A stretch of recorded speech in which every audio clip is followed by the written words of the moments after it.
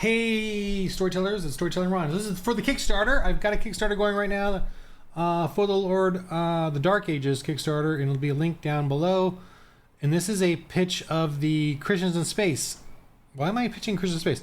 Well, it's one of the add-ons to the game. If I sign it, so it's a little extra money.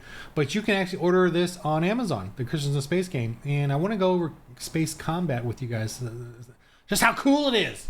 And I don't know of any other game, sci-fi game, that has this. Check it out. You get to actually fight in the here, let me go this way.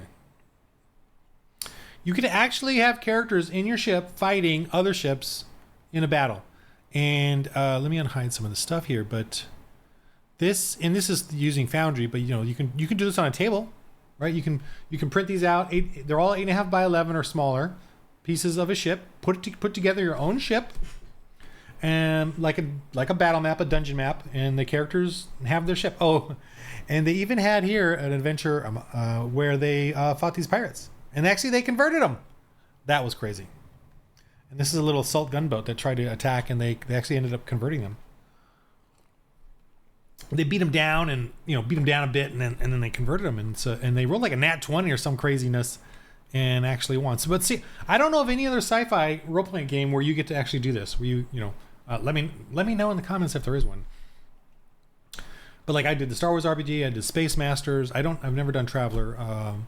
I've had a couple of other books on other games, but none of them have. I know you have a spaceship, but when you fight, it's like the spaceship just has hit points or whatever. I don't know. I could be way off, but in mine, you when you get fired upon, your ship will take damage in the parts, and parts will blow up. And I have this ready to place where things get blown up. Oh no, your medical bay is out, and then of course she has to either take damage or run out of there. Kind of thing. But I'm going to go over it. I'm going to explain the combat system and I believe how simple it is, actually. Let me just go through here real quick. This is in the book. Oh, the book here. My chair's creaky. Let me go back to full screen. So this is on Amazon. I was trying to do the drive-through one, but it became very expensive and time-consuming. I don't know. I kept messing it up, but Amazon was very quick. This is the proof. I just love the feel of this. I'm only doing the hardbound and not the soft, because here, let me show you soft. See, here's a drive-through softbound, and they even messed up the print here, and I don't know, what mistake I made on that, whatever. But now I got to reorder it, another cost. But I just don't like I don't like this it's sort of. I just lose interest. Whereas this is like, ooh, it's a hardbound. It feels good. I know it's a little more expensive, but I'm going to stick with the hardbound anyway. But you got this whole game, and it's rules light. I do some infographics here on the game system. It's OSR style with a couple of extra little die ranks and dice pools and die rank results, all kind of the same. But that solves the problem of going beyond 10th level. Characters don't get too powerful even as they play for 50 episodes. Like I have the Christians of Space character who's 50 episodes in, and then I have a new character who came in like a few episodes ago, and they can play together. You don't get over powerful in this game, which is really awesome. So there's no ridiculousness there. Okay, there's no like 10th level cap or whatever. Okay, so these are the type of ships, and let me explain the rules on the ships. I give a list of just suggestions of different parts of a ship or a base or a station that you can use if you want, and you make up a basic ship with the essentials, which are. Do I have them on here? It's in here somewhere. Like you got to have at least this, and this. I think it's right somewhere. Anyway, whatever. But this is a list of the basics, vehicle guide and spaceship guide, like the size and stuff. A drone, a space bomber, starfighter, a patrol ship, a merchant marine, an industrial ship, a corvette, a battleship, a galactic carrier, dreadnought, a space station. So it shows you the list and kind of their stats, right? And their armor saves. and their hull. And yes, these are correlate to human beings, so they're the same as far as the rules. I don't do no ×5 or 10 or separate them out. They're the same, because if you think about it, if I could sit there with a handgun and shoot a car, like just sitting there, shoot it, I could damage it, so it's inoperable, right? I could shoot the engine or the tires. That's just as much as shooting a person. It does equate. Now, obviously, you have a tank. It's got way more armor saves and it's harder. For instance, a tank is where's a tank? A tank is a raider. Okay, cannon platform, battle wagon. Oh, where's a tank? Main battle tank, MBT. Okay, here. Very slow. D12 plus D12. So a handgun will do a D8. So it's going to be very hard for it to get through a D12. It's easy to hit the tank. Defensive 8. Very hard to do damage on it. And you can, that could be even more powerful. You could add more to it. But that's going to be tough for them to damage it. And the hull is 8, so it's got 8 hit points. That's right. That equates to human hit points. The reason I do it this way is because I want the tanks and the humans to be in the same situation. I do believe that like a handgun has a chance of damaging a tank. Now, it's not going to just blow it up or anything, but it's going to damage the tires, the track. I mean, be pretty dang hard. Or maybe in the back with the fuselage or whatever. It'll do some minor damage to the tank, but it probably won't damage much of it. And by the time the tank destroys or runs over them or whatever. Anyway, so the stats on a vehicle are very simple. Let me show you. Let me just go to one right here. Let me do the same stats, whether it's a spaceship or a vehicle. And you obviously got to put one in flying and one in on the land. And there is rules for land versus air base. Where are they? Where is it? I don't even know where my rules are. It's here somewhere. But the air base gets kind of a couple of different bonuses versus the land base. Here, grav craft versus vehicles. So there's a little bit of a rules adjustments, to that. So, so you could have a truck and a space shuttle flying around in the atmosphere, fighting, with just a couple of bonus adjustments. So also, I have a system where the style of play then for vehicles and spaceships is that generally spaceships will orbit a planet and they will bring a shuttle down to the planet and then deal with that. It's sort of a game mechanic decision, game design decision, and then just a story decision as well. All these little factors. I just wanted it to be that you don't have giant ships coming down on the planet and blasting things away, and you're using that all the time. And you can actually, but you will get super stress on the vessel, and you as a GM can decide what that is. And lots of fuel cells. You'll be burning up fuel cells because of that. So when a shuttle goes down, it's just one fuel cell. So it's still kind of expensive. One fuel cell to go up and down. If you decide to use that shuttle to go around and start shooting things, you use up a second fuel cell. So that's a way for me to make them, it costs them to use up that fuel cell. Land vehicles are relatively cheap, so the fuel cells are minimal as far as using them up because they're just on land, driving around. But hovering and stuff gets expensive. Now, and I as a GM have forgotten to charge them quite a few times when they do their shuttle landings and stuff, which is fine. I'm not going to retcon that in or nothing. If I forget, that's my bad, not theirs. But it's basically one fuel cell for going up and down together, and then another fuel cell if they decide to use their shuttle around the atmosphere. So I always encourage them to when they get to the planet to use the vehicles on that planet because those are designed for that planet, the atmosphere. And I will even I might even do a thing where I'll do a little bit of damage on their shuttle if they decide to fly around. If they just go up and down, I won't do that. But if they fly around, I'll do that. I'm pretty sure I got rules in here for that. I've been writing so much stuff I don't even know. You got to go through here and read it. But I'm telling you that right now. Okay. Right. The basic stats of all these vehicles is piloting. So this is right here on the Ogrig trawler here. Oops. Is piloting -3 die rank. So it's harder to fly this thing around. It doesn't have maneuverability, right? It's a big ogre ship. Bulk freighter. Comm. So comm is the comlinks. That's a very important part of the game. I feel like I should have put comlinks first, then piloting, because you roll your comlinks, and that is, so you got to have a comlink person, and that's electronic warfare. It's scanning, it's targeting, it's all the electronic data stuff, and you're scanning the other ship. You could be blocking their shooting, as long as they use electronic stuff, which most of them do. Targeting, you could use it to block your ship. So the person that rolls the comlinks is the first roll of every turn, and whoever wins gets their bonus, whatever the difference of that is. Let's say you win by 10 points, you half that to 5. That's 5 die ranks. So the comlink person now has 5 die ranks he can give to anyone.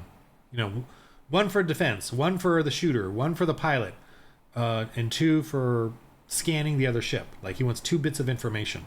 So that's what it's. So we have a really cool way of having an electronics guy doing sensors and scanners and stuff, and electronic warfare. That's the comlinks. So then the pilot goes. The pilot rolls, and that's kind of like the initiative too. The 2 pilots roll off. Whether he gets a bonus from the comlinks guy or the ship itself or penalties, they roll off, and the winner of that, same thing. If let's say they beat the other pilot by 10, half that is 5. So he gets 5 die ranks now to add to whatever, to shooting, to defense of the ship, sort of more physical stuff. Especially adding to like all the different shooters, like they get bonuses to that. Maybe the pilot has a gun in the front and he can use that and shoot with that. Maybe he wants to add it to the defense of the ship in case the other guy shoots and hits him. So that's that. Then you have defense of the ship. That's how easy or hard it is to hit, and generally they're pretty easy to hit. And then of course so when you roll to hit, and then the armor save is this one is a D12 D8 because it's a really thick kind of thick armored. The generic armor save of metal things is a D12, like plate mail, full plate mail. But obviously it goes up as they have more and more thicker, more powered. Most of them have a plus, like D12 plus another die, but you could have it being a lesser quality D12, D12 or D8 or whatever, and that's keep the highest, which is lesser quality than the plus. Plus is like powered armor, thick armor, vehicle armor. Anyway, not to go deep in the woods with that. Hull is 10, so this thing has a lot, hit points basically. This thing has a lot of hit points. This 10 is for every part of the ship, by the way, because you're basically shooting, and then you're going to roll the part you hit, and it's going to be random. So this one here, every ship has how many ever parts based on the dice: D4, D6, D8, D10, D12, D20, and if it's really a big ship, you could do D4 for which part, and then D20 for the 4 different parts. So that's up to 80 parts, right? Which is crazy, but you could do that if you wanted. It's just got to be random, and so the lower number is the more important stuff. The higher number is the stuff that's expendable, because if a part is destroyed and then you hit it again, you move up to the higher number one in the game. So you can randomly roll, and they could take hit point damage, and they can even take a critical, minus 4 die rank usage, and also based on how many hit points they take, you can also give them a minus die rank to the part. So, and that's in the rules. But for instance, this guy, and for this, the Ogrig trawler, all the parts are kind of random. Even the engine and the drives are the last number. And the reason I did that is like it's badly designed, because it's ogres. But you roll, if you do hit a part, you roll randomly for which part, and do an armor save and see how much damage it takes. So that part could blow up. So you could take out their engine, you could take out their corridor, you could take out their fuel cell, you could take out their cannon, you could take out whatever the parts are on the ships.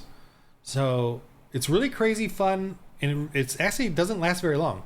It's only like a few turns, because once you take out a certain part of the ship, man, they're disabled. And you can get shields. That's a super upgrade, and you got to shield each part of the ship, so that's like makes it even more expensive or whatever. But this game has been fun.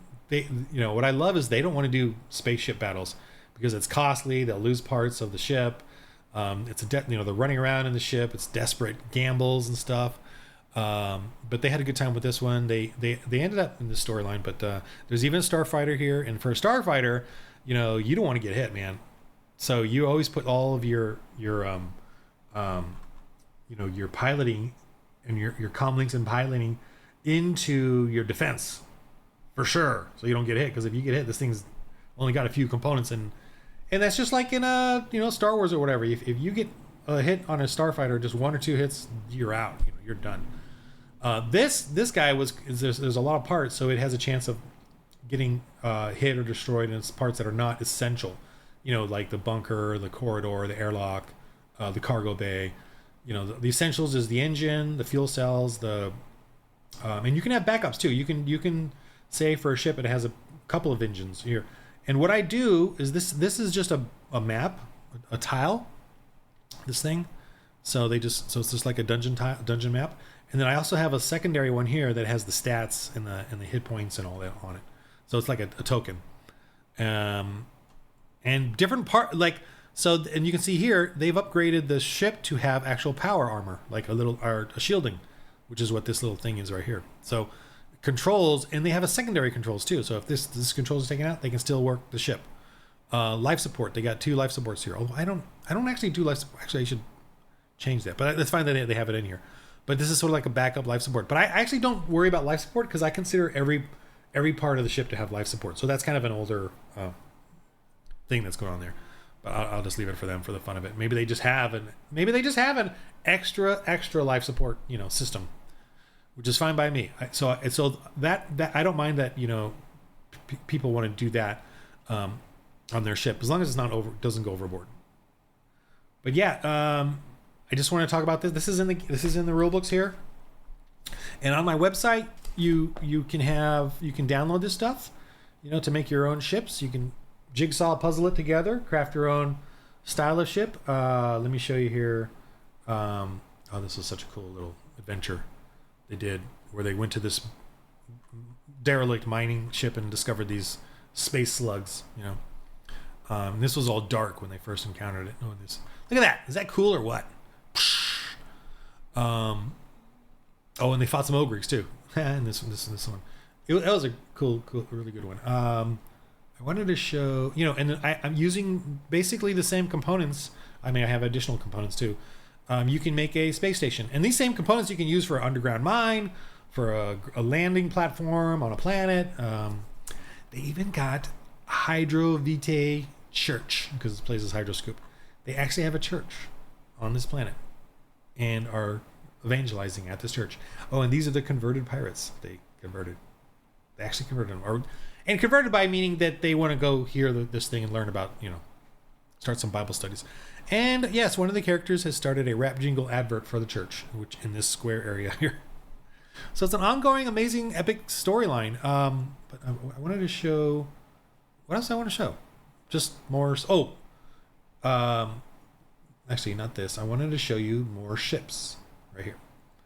Okay, so you can create your own ships. Your own. Put them together however you want. This is like an upper level, lower level. And I just came up with this with the parts. And here's another one with an upper and lower level. And here's a big crazy ship right here with cargoes and controls here, and front controls and laser guns, and smaller ships. And these are boarding. You can have boarding adventures where you're fighting and stuff. Oh, and these are my Dreadbot ships. I made these very weird and organic AI robotic weirdness. But yeah, this is like, oof. We're on like 50 episodes on YouTube now, and it's just been a blast. These guys are having a fun time. Their characters are way cool. Let me see. Let me go here. Look at this, a trade hub. Oh, let me go to their church. They're at this base further away from the trade hub, and these are the characters. Where's the characters at? They're about to have a pretty epic fight. Oh, and the church people have fled. So this is like a Seven Samurai, like a where you get the Magnificent Seven type of thing. They're getting attacked. But let me show you real quick, just so you understand. I'm going to show you the most advanced character in this game. Where is he? Is he sleeping? Where the heck is he? Oh, here. He's way down here. Okay. So this is Mandevra. He's got 93 glory points. And here is Slasher. She's got 40. But she gets double the glory points in the game, you know, to catch up. But so she's not that far off. But she started with, you know, when he was at 70, she was at 0. But they're very within range of each other, even though she's, you know, just coming in and playing. And I could bring in a new player with 0 glory points, and he would be just fine in this game with a person that has had 50 episodes. And he is not involved. He has 19 hit points. He's been playing for 50 episodes. Power armors, D12 plus D4, 17 defense. You know, he's got some pretty good damage here. But well, this should be a D4, I'm pretty sure, but I'm not going to type it there. But anyway, so you can have characters come in whenever. You don't have. They don't all have to be 10th level. You know, the game. You know, one thing I heard on one of them say, one of them admitted, you know, the veteran YouTuber D&D or whatever, that, you know, once your character gets 4th level, the game changes. You know, once you get 7th level, it changes. You know, 10th level, the game changes. You gotta like whole new thing. But in mine, nope, same thing. I put them up. From episode 1 to episode 50, I put up the same villains, the same minions, still dangerous. I don't have to turn them into demigods or demons or whatever. You can just keep using the same stats. I mean, I did improve them a little bit, added, you know, 1 die rank here, 1 die rank there for the sort of the bosses and stuff. But as far as the minions, they're still dangerous as the minions, as the little goblins and whatever, you know, to equate it to D&D. And they're having a blast. They're having a great time, and they you know, they're getting ready. Let me see. Let me show you the image of what's coming for them. Where is it? Oh my gosh, where is it? Better have it. I just want to show you this.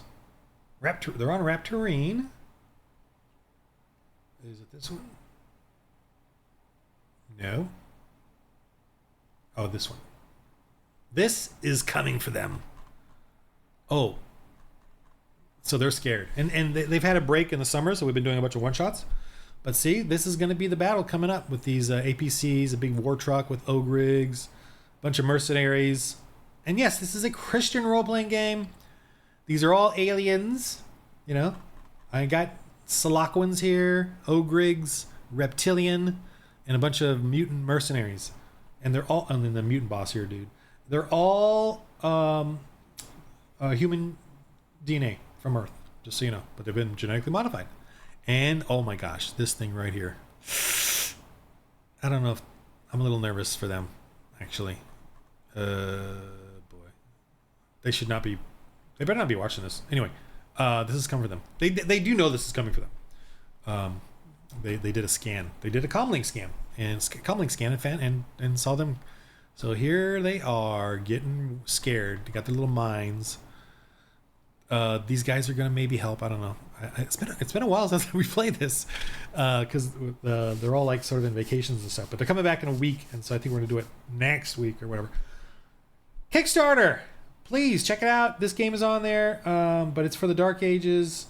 I'm I'm joyful. If you want it for a family, a game night, the game system. Yeah, I mean, you got to be an RPG person to kind of know it all, but hey, kids can check it out and try to study it and figure it out and play the game. It's simple, but you need to like just you know, RPGs are RPGs. They're not necessarily quick and easy. Anyway, game of life, having a great time, doing evangelism, church planning, role playing, having fun, fellowship, working on a ministry for the Lord, and joyful, grateful, in the game of life. Roll holy dice.